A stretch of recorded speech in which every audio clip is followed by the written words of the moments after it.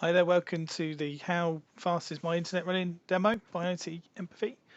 We thought the easiest way to do this is to go to the most common provider for speed tests, which is the speed test by Ookla.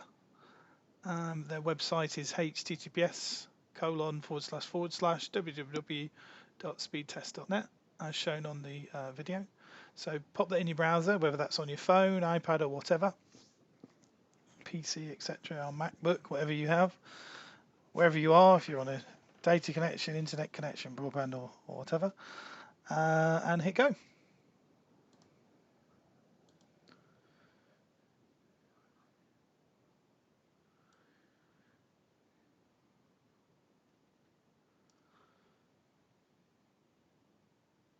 As you can see, it's starting to measure the download speed, and so far that looks pretty good.